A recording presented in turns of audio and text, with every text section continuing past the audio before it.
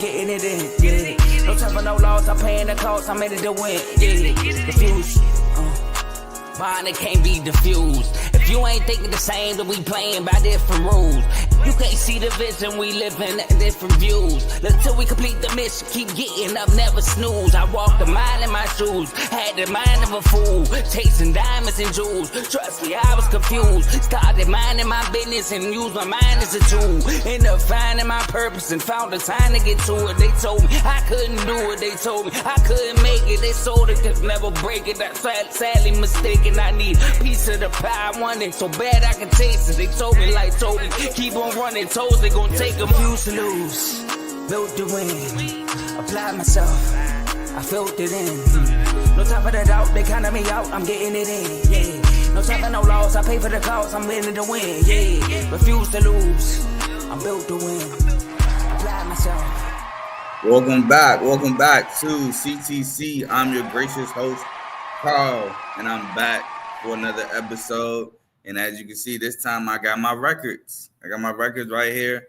14-2 in the NIT, went 9-0 on Wednesday. 18-2 in the tournament so far, went 16-0 yesterday. Predicted all 4 upsets. What a day. I don't think I've ever done this before, to be honest. So I was excited. I was happy. Had a day yesterday. Hopefully we can have a day again. We'll go over the round of 64 games today. But before I do that, I like to ask you, please like, comment, share, subscribe. It helps the channel, helps the network. It helps my channel, CTC, by way of the Refuse to Lose Network. We have shows like the main show featuring Joe, Tomo, and Dave every Tuesday and Friday. So tonight at 7 o'clock Eastern to about 8:30ish. We have Unfazed every Tuesday, 9 o'clock Eastern, 8 o'clock Central, featuring Joe and AJ. So make sure y'all tune in every Tuesday. We have BWT, Baseball with Teddy. Opening day is less than a week away. I'm excited for that. FFC, Fantasy Football with Coach Coombs. Again, off-season talk. The draft is around the corner. I think it's about a month away, or a little over a month, something like that. So tune in there. We have RBO, Real Ballers Only, featuring Vaughn. Playoffs are around the corner. We're about 10 to 15 games away from the playoffs, so about a month. So make sure y'all tune into that, especially for the playoffs. I believe Vaughn is going live today as well, so make sure y'all look out for that. We have Dave's Doghouse, highlights and lowlights of sport. And we have In the Red Corner, featuring Ty, Ricky, and Tomo. Boxing every episode every other Sunday. So make sure y'all tune into that. And please like, comment, share, subscribe to them channels as well. And if you like what you're listening to, stick with us. Last thing I want to say before we get into it is I have dropped some shorts. So please, take a look at them. If you're new, please subscribe. I gained like two subscribers, I think, off of them. So, I'm happy. I know those numbers low, but I don't care. I'm happy either way. So please just, check me out. But let's get into today's games. And we start with a tough one. SEC Big 12 battle. Baylor versus Mississippi State. This game is 12:15 on CBS. Mississippi State comes into this one as a 1.5 favorite. 8 versus 9 matchup. 9 seed Baylor, 8 seed Mississippi State. Mississippi State was the 8th seed in this position last year. So, with the Baylor Bears, they're led by VJ Edgecombe, the phenomenal freshman, averaging 15 points per game, 5.6 rebounds, and 2.1 steals. Nor Chad O'Meara, 15.9 points per game, 10.9 rebounds per game, 1.2 steals, and 1 block. And Rob Wright, another freshman, averaging 11.3 points per game, 4.3 assists, and 1 steal per game. Their X factor to me is going to be Jalen Celestine with his 3-point shooting ability and helping No Chad O'Meara guard, around the interior. He's going to be huge at 6'7", shooting 35.5% from 3. Now, for Mississippi State, they're led by the phenomenal sophomore guard, Josh Hubbard, adding on to what he did last year as a freshman, averaging 18.7 points per game. C.J. Harris averaging 9.5 points per game, and Keyshawn Murphy averaging 11.8 points per game, 7.5 rebounds, and 1.2 blocks. Their X factor to me is Cam Matthews and his ability on the defensive end, because he got to guard a lot of guards. There's a lot of guards on this Baylor team that can go. Like I said earlier, VJ, Rob Wright, Jeremy Roach, Jaden Nunn. It's a lot of guards on this Baylor team that can attack you in different ways. And for that reason, I went with Baylor in this one. because of the guard play of the Baylor Bears, the Scott Drew's coaching, his experience in the tournament. He's made runs in this tournament before, winning a natty not too long ago, about 4 years ago. So I do think that the Baylor Bears get past Mississippi State. Now Baylor kind of was limping into this tournament. I won't lie there, but I don't think Mississippi State was looking great coming into this tournament either. So both teams kind of limping in. So I'm gonna just roll with Baylor and the guard play of the Bears. I think the guard play Baylor has is a little bit better than the guard play of Mississippi State, albeit Josh Hubbard again is phenomenal. Next, we got the Robert Morris Colonials, who I've taken a liking to this year, taking on the Alabama Crimson Tide, which I've seen that. So I've seen conflicting reports about Grant Nelson. I've seen that he's a game time decision. I've also seen that Bama's looking likely to not have him. So I'm going to roll with game time decision. So I'm going to say he plays, but sparingly. But for the Robert Morris Colonials, they're led by Cam Woods, averaging 15.1 points per game, 4.6 rebounds, 5.1 assists, and 1.7 steals as for the 15th seed in this tournament. Alvaro Figueres, averaging 14.1 points per game, 9.1 rebounds, 1.4 steals, and 1.2 blocks. And Amarion Dickerson, averaging 12.9 points per game, 5.9 rebounds, and 1 steal, and 2.4 blocks. The X factor to me is going to be DJ Smith and his scoring, because Bama, again, like I always say, they're going to chuck up threes at a high rate, and they knock them down too. He's averaging 9 points per game, and he's going to have to go above that, in my opinion, if they have a chance.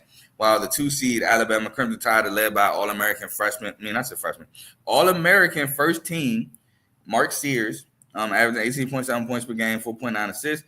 Grant Nelson, again, game time decision, 11.8 points per game, 7.6 rebounds, and 1.2 blocks. And Aiden Holloway averaging 11.4 points per game. Their X factor to me is LeBaron Philon, the freshman.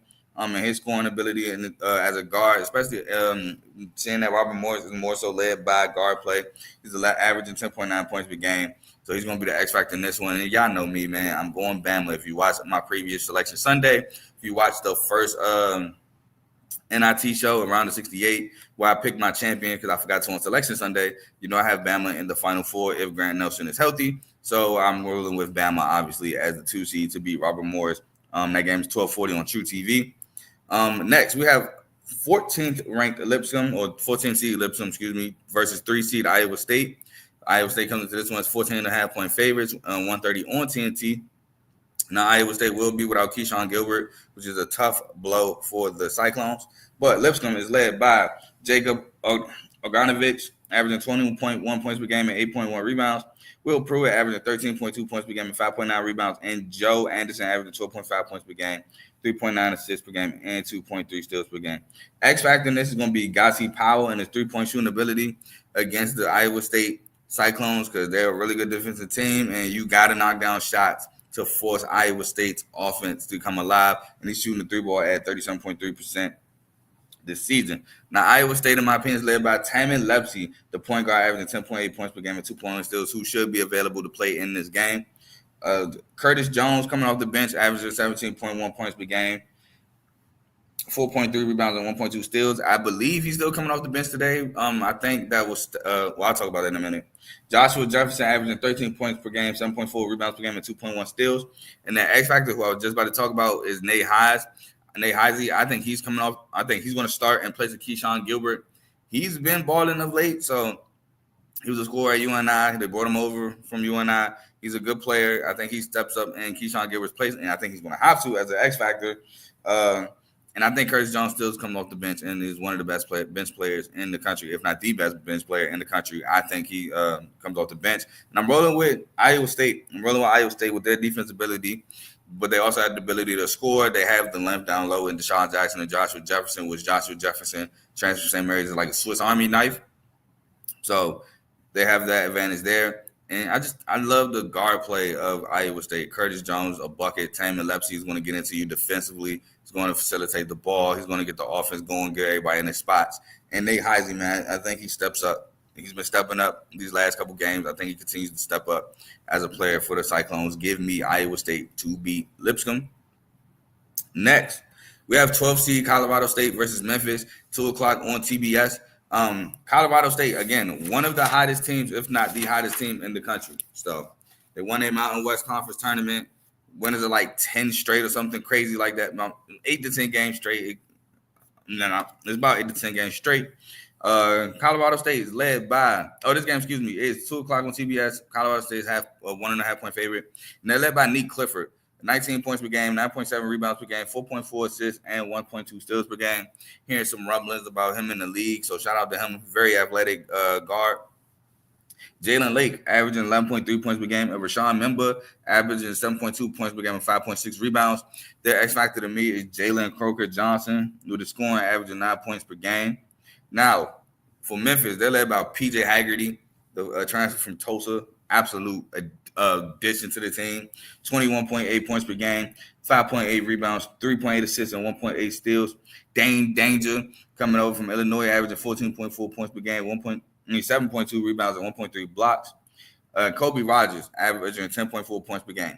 So, side note, it looked like the Memphis Tigers will be without Tyrese Hunter, which is a huge blow to the team. Veteran presence, really good scorer, can create his own shot. Him being out is huge. And their X factor, in my opinion, is going to be Nick Jourdain. His activity around the rim, athleticism, and his rebounding, averaging 5.6 rebounds per game. I think he's going to be huge in this one against Colorado State. But I ultimately picked Colorado State. One, again, Hunter being out is very huge. Two, Colorado State, again, one of the hottest teams, if not the hottest teams in the country, and that's scary to go against in the tournament. And three, I know what I said about Mountain West teams when they played on the road, they didn't look as good. That didn't apply to Colorado State. They didn't. They were so close to winning the Mountain West regular season title. Then when we ran the tournament, so they're a good team at home. On the road, it don't matter. They just been hot, and that is scary going against a Memphis team without one of their best players in Tyrese Hunter. So give me the upset here. Give me Colorado State over Memphis. Next, we have Mount St. Mary's versus Duke, which 16 versus a 1 seed. Duke coming into this one as 32.5 point favorites. This game is 2:50 on CBS. So for Mount St. Mary's, obviously, I talked about them before they played on Wednesday. So I just rewrote what I had. They're led by Dola Adebayo, 13.2 points per game, 6.9 rebounds, and 1.1 blocks. J.D. Cordella averaging 10.3 points per game and 7.3 rebounds per game. And Dallas Hobbs averaging 12.6 points per game. The X factor to me is still in this one is Xavier Lipscomb, excuse me. And his scoring ability averaging 6.8 points per game. Because they're going to have to find ways to manufacture points against this Duke defense. Excuse me. While Duke, they're led by, obviously, Cooper Flagg, which I saw that they said they're going to give him a go today, which I kind of thought maybe rest him one more game. And it's going to sound offensive to Mount St. Mary's, so I can't really say there's no offense, but you're playing Mount St. Mary's. You should be fine. Your team has been fine without Cooper Flagg, even in winning the ACC tournament. I'll probably send him one more game, make sure he's fully ready to go. Because you shouldn't need him against Mount St. Mary's, but they might give him limited minutes, which I'm also not mad at too. Let him get his rhythm back. But he's averaging 18.9 points per game, 7.5 rebounds per game, 4.1 assists per game, 1.5 steals, and 1.3 blocks per game. Colin Knippel averaging 14.4 points per game, 4 rebounds per game, and 1 steal per game. And Tyrese Proctor averaging 12 points per game. Their X factor to me is Common Malach, the freshman big, and his rim protection averaging 1.2 blocks per game. Because Mount St. Mary's, they're going to try to attack the paint. You got to be out there rejecting shots. So I think he's going to be big, and I'm obviously rolling for Duke.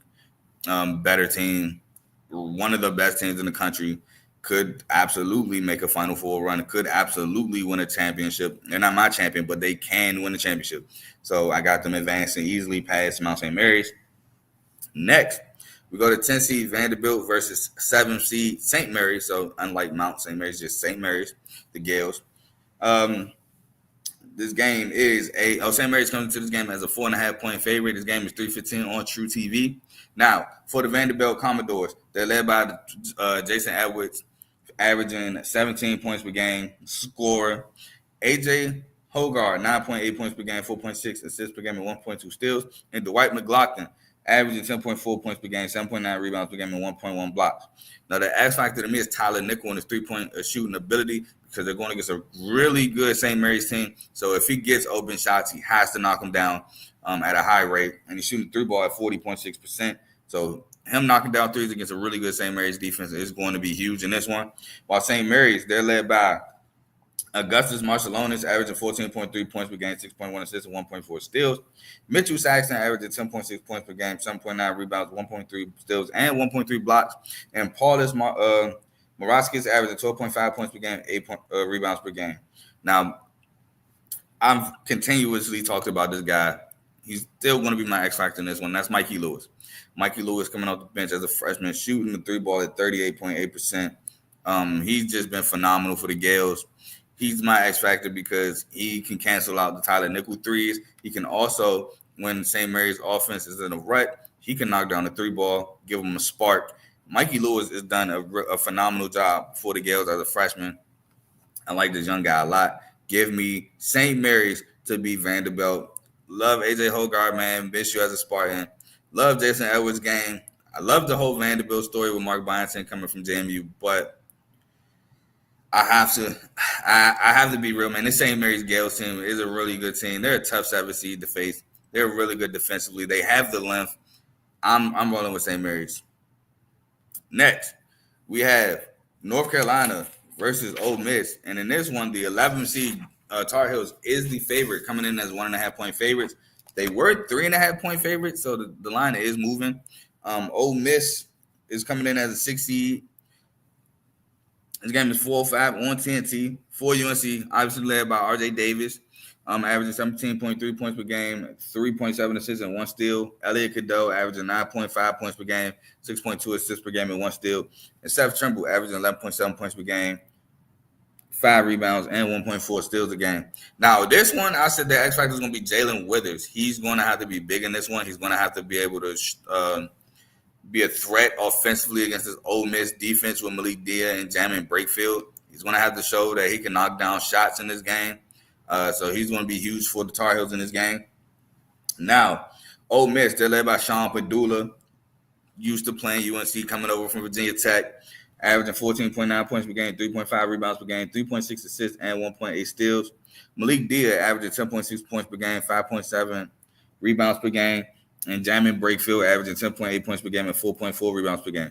Now, the X factor in this one for me is Dre Davis and his ability to guard the perimeter. He's a really good perimeter defender. If you remember back from Louisville, and then if you remember last year with Seton Hall's run to an NIT title, Dre Davis was using that. So his perimeter defense and his ability to attack the basket and put some pressure on these UNC bigs, maybe get 1 or 2 in foul trouble. He's going to be my X factor in this one. I ultimately rolled with Ole Miss. Ole Miss was really good in the non-con. They were decent in conference.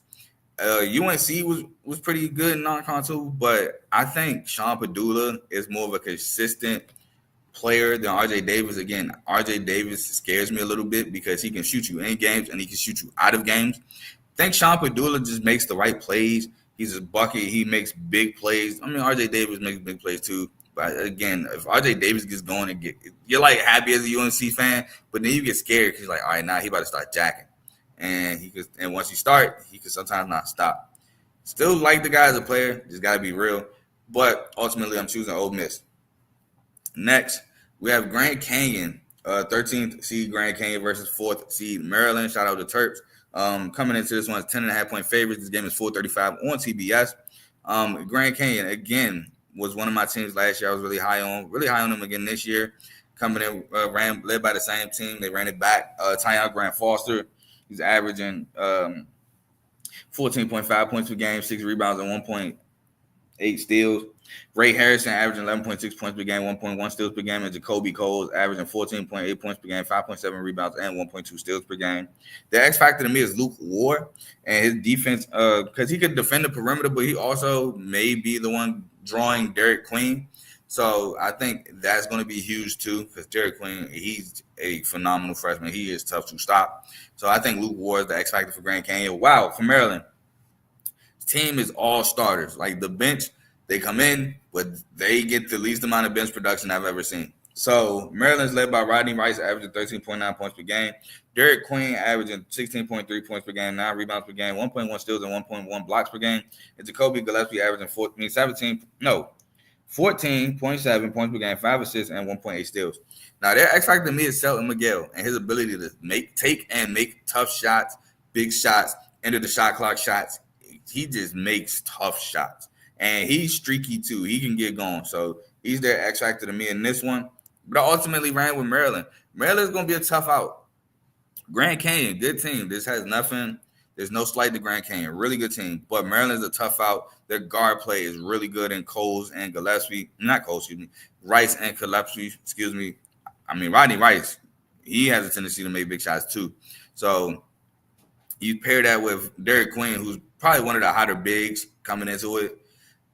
And then Juju, defensively, his presence is really good. He's actually been playing good ball this year. Juju playing better around the rim, offensively, defensively, swatting shots, being a presence. So I just think that Maryland starting five is a bit too much for the Grand Canyons Antelopes. So give me Maryland in this one.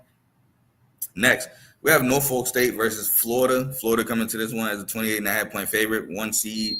I thought they would be. I thought they would probably have a chance for the number 1 overall seed, but again, that went to Auburn. This game is 6:50 on TNT. Now, Norfolk State is led by Brian Moore Jr., averaging 18.4 points per game, 3.8 rebounds per game, and 1.3 steals per game. Christian Ingis averaging 11.9 points per game, and Javon Myers averaging 10.6 points per game and 5.4 rebounds per game. Their X factor is Kalulu Madding, in my opinion, and his defense on Alex Condon is averaging 1.3 blocks per game. Alex Condon is a big piece of Florida. And he's tough to guard, man, because he can stretch the floor, he can shoot the three. He's tough down low to defend, and he's active as well. And he be moving people. So Alex Condon is going to be tough to stop. Florida, they're led by Walter Clayton Jr., averaging 17.5 points per game, 3.8 rebounds per game, and 4.3 assists, 1.3 steals per game. Elijah Martin averaging 14.5 points per game, 4.6 rebounds per game, and 1.6 steals. And Will Richard averaging 13.6 points per game, 4.5 rebounds, and 1.7 steals per game. Their X factor to me is Denzel Aberdeen, and they're scoring off the bench, averaging 8 points per game. But I'm ultimately rolling with Florida. Florida is in my national championship game. Don't have them losing here. They're one of the best teams, two-way teams. They're really good offensively, but they're really, really good defensively as well. Ty Goldwyn has built a really good team in Florida. They just tough to score, and they get rolling so quick, and they come at you, and they just keep coming at you. And they're really good, man. Florida's a really good team. I can't speak highly enough about this Gators team as much as I just like to, but yeah. Next, we have Troy versus Kentucky. Kentucky coming into this one as 11.5-point favorites. In the 3 seed, this game is 17 at on CBS. Now, Kentucky will, I believe, be without Lamont Butler for the rest of the year. I know Jackson Robinson's out for the rest of the year. So it's going to be Ortega Owe leading the show at guard. But Troy is led by Tayton Conaway, averaging 14.3 points per game, 4.6 rebounds per game, 4.8 assists, and 2.9 steals. Miles Rigsby averaging 12 points per game, 4 rebounds per game, and 1.5 steals per game. And Thomas David averaging 9.8 points per game, 6.8 rebounds, and 1 steal per game. Their X factor to me is Cooper Campbell, and it's going off the bench, averaging 5.2 points per game. They're going to have to put up a lot of points. And Kentucky got guys that comes off the bench who shoots like Perry, like Alan Manor. So they got some guys coming off that bench. Even though with injuries, they still got scoring coming off that bench, and he's going to have to match. Kentucky, again, led by Ortega Owe, averaging 16.2 points per game, 4.6 rebounds, and 1.6 steals. Amari Williams averaging 11 points per game, 8.5 rebounds per game, and 1.2 blocks per game. And Kobe Bray averaging 11.5 points per game. Now, their X factor to me is Brandon Garrison. He's going to be huge, especially if Amari Williams getting in foul trouble, which kind of does a little too much to my liking. But Brandon Garrison, his rim protection and rebounding off the bench is going to be huge, averaging 3.9 boards per game. So I like him as my X factor, but I'm ultimately rolling with Kentucky. Mark Pope, really good team. He's a really good coach. He has them coached really well. Ortega Owe, he does something to always spark in the second half. It's normally a fast break, still dunk, but Owe has been igniting this Kentucky team, and they just fight, man. They play hard. Troy's going to play hard, but Kentucky's going to match that. And I know I seen the graphic about Kentucky recently as a 3 seed. New school, I mean, it's a new coach. This is different. So I ain't believing in all that. Give me Kentucky to beat Troy. Next, this matchup took me a minute to pick. If you know me, you know I love both Donovan Dent and Cam Jones. So this was tough for me to pick. But 10th seed in New Mexico versus 7th seed Marquette. Marquette comes into this one 3.5-point favorites. The game is 7:25 on TBS. New Mexico, led by Donovan Dent, averaging 20.6 points per game, 6.4 assists, and 1.5 steals. True Washington averaging 11.2 points per game, 3.9 rebounds per game, and 2.1 steals. And Nelly Jr. Joseph, he's averaging 14 points per game, 11.2 rebounds per game, and 1.3 steals and 1.5 blocks per game. Now, their X factor in this one, to me, is Mustafa Amzil, the three-point shooter. I think his three-point shooting is a little down this year, but still shooting it at a 28.7%, which isn't that great, but he's a shooter. Don't let the numbers confuse you. He is a shooter, and he's going to be big in this one for New Mexico. Marquette, led by Cam Jones, averaging 19.3 points per game, 4.5 rebounds, 5.9 assists, and 1.4 steals per game. David Joplin averaging 13.8 points per game, 5.5 rebounds, and 1.1 steals per game.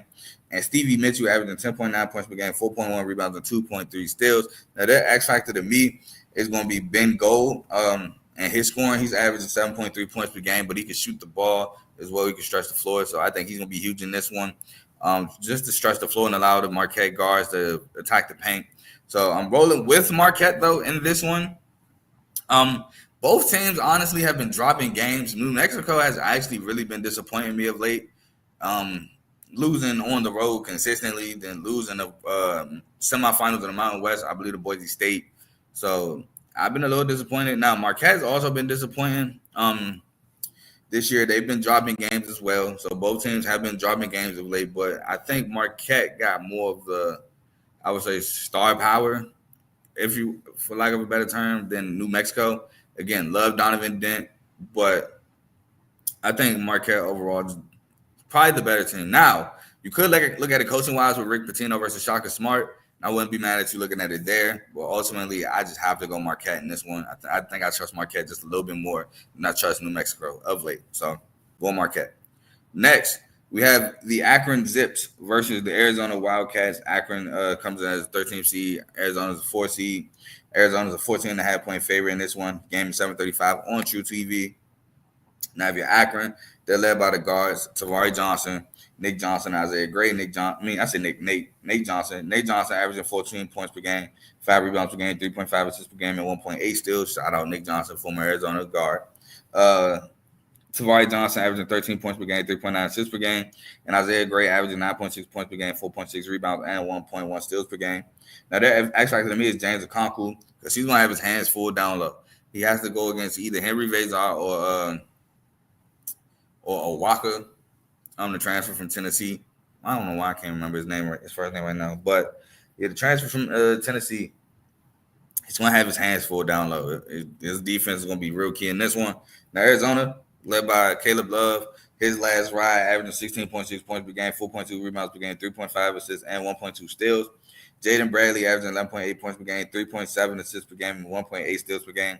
And Henry Vezar averaging 9.5 points per game, 5 rebounds, and 1.1 blocks per game. Their X factor to me is Trey Townsend.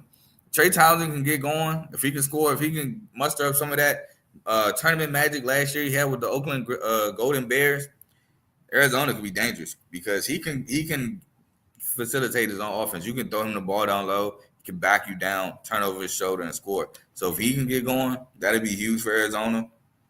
Ultimately went Arizona in this one. So in my opinion, they have the better guards. Akron is led by guard play, and Arizona has the better guards, especially if Caleb Love gets hot.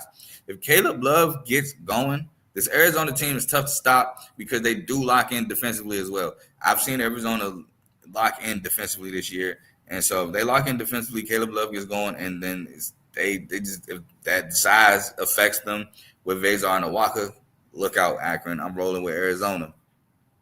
Next, we have Oklahoma versus UConn. Excuse me, another 9-8 matchup. Oklahoma comes into this as a 9 seed. UConn is an 8 seed. Coming into this one as a 5.5-point favorite. This game is 9:25 on TNT. Oklahoma, led by Jeremiah Fears, averaging 17 points per game, 4.1 rebounds, 4.1 assists, and 1.6 steals per game. Jalen Moore averaging 16 points per game, 5.8 rebounds per game.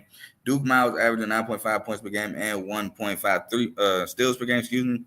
Their X factor to me is Kobe Elvis and his ball handling ability, and the scoring, averaging 7.9 points per game. Was a starter at Dayton, a big piece at Dayton before coming over to Oklahoma. So he's going to be huge against this UConn team. Led by Liam McNeely, averaging 14.5 points per game, 6.1 rebounds. Alex Caravan averaging 14.4 points per game, 5.2 rebounds, and 1.6 blocks. And Solo Ball averaging 14.6 points per game, 3.5 rebounds per game. Their X factor to me, UConn, is Samson Johnson and his rim protection. He's averaging 1.5 blocks per game. He has to stay out of foul trouble. If he can stay out of foul trouble and defend the rim and force Oklahoma to hit perimeter shots, that is going to be tough for Oklahoma. But I'm rolling with UConn. One, because y'all know me. I don't feel Oklahoma should be in this tournament. You should not be able to go 6-12 in conference play and be rewarded with a tournament berth. I'm sorry. That's crazy. So I don't think that that they should be in here too. The SEC has been getting knocked out this tournament. If you look, Mizzou, Texas, Arkansas survived. Shout out to them. I did pick them to win, so they survived. Shout out to them. And Auburn is Auburn, so that's different. They're the top anyway, so that's fine. But SEC getting 14 teams is nasty. So I you can call it biased. I love the SEC this season as a conference, but that was nasty getting 14 teams. I don't think Oklahoma should be here. I think UConn will win, maybe even handily if I'm not mistaken. But I'm rolling with UConn, man. I just am.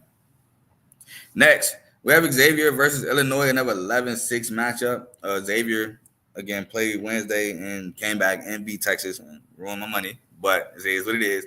Illinois, they're 60. Again, Illinois is a team that's so hot and so cold. You never know what you're going to get from them. They come into this one as 3.5-point favorites. This game is 9:45 on CBS. Xavier, again, is led by Zach Freeman, averaging 17.3 points per game, 7.1 rebounds and 1 steal. Davion McKnight, averaging 9.6 points per game, 4.3 assists, 1.4 steals. And Ryan Conwell, averaging 16.8 points per game and 1.3 steals per game. Now, their X factor to me is Jerome Hunter and his defense on KJ, so Yakutunis and Ben Humaruchis. He's going to be big, and he knocked out some big shots in that game, too, some big threes in that game late in the game to come back against Texas. So I think he's going to be the X factor in this one. Illinois, led by KJ Kasparis Yakutunis, averaging 15 points per game, 5.6 rebounds, and 4.6 assists. Tomislav Ivicic, averaging 12.5 points per game, 7.7 rebounds, and 1.1 blocks. And Connor Boswell, averaging 11.9 points per game, 4.9 rebounds, and 1.2 steals per game. Their X factor to me is Dre Gibbs Longhorn and his activity around the rim, rebounding and scoring off the bench. He's averaging 6.3 points per game, but he has a tendency to get some big offensive rebounds. I think Illinois is pretty much a good offensive rebound team as well. I ultimately, though, went with Xavier. Xavier, one of the hot teams as well. Xavier is pretty hot coming into this tournament. Started off real slow, went on a big run to make the tournament. Illinois, again, you never know what you're going to get. And they're coming off of a blowout loss to Maryland. Wasn't even close in the Big Ten tournament. And I don't know. I somehow feel like this Illinois team is reeling. And, wow, it's like the tale of two tapes coming into this one. Xavier coming in really hot. Illinois kind of limping into this tournament.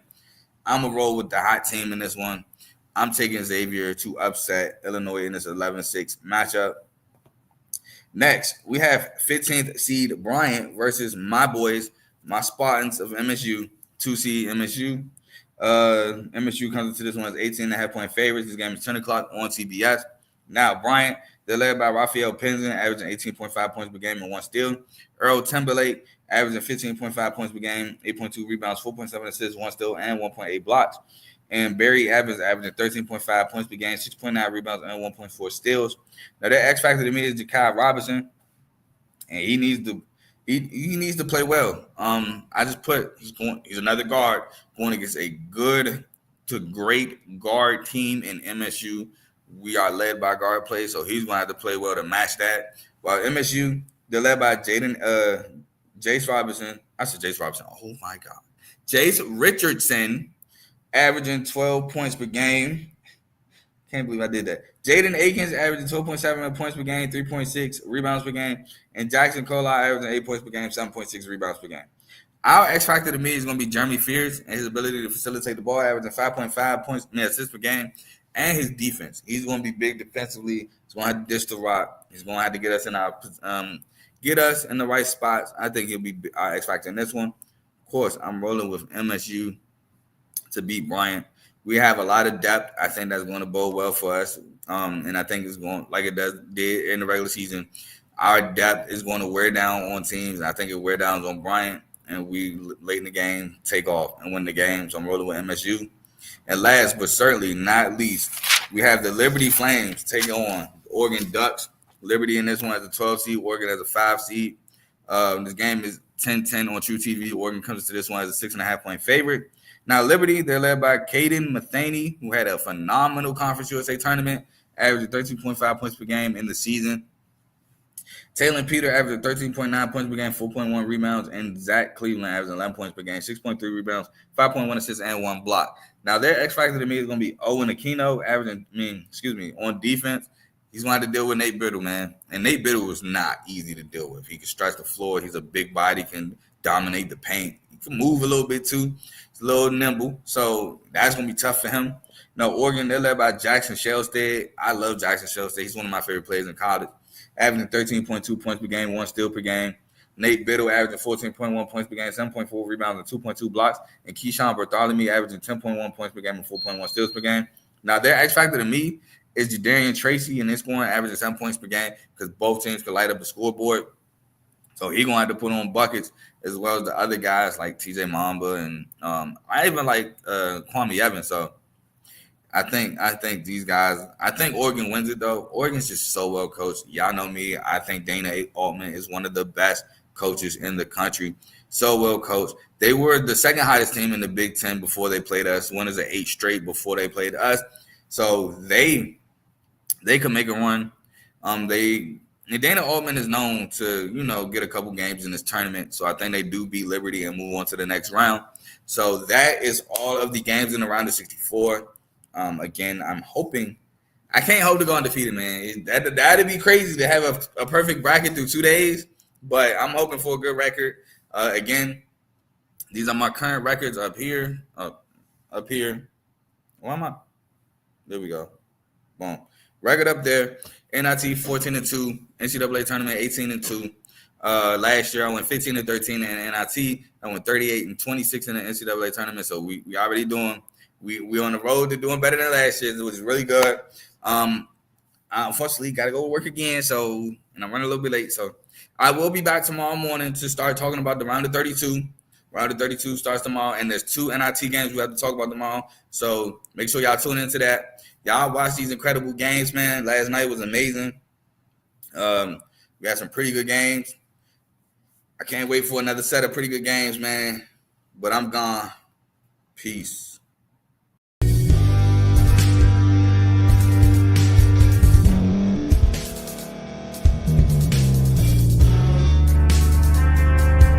Thank you for staying to the end. If you're watching this on YouTube, please like this video, subscribe, and also hit that notification button so you can be notified next time we put out a video. If you're listening on any podcast platform, subscribe and hit that notification button, y'all, so you can be notified we put out another podcast audio.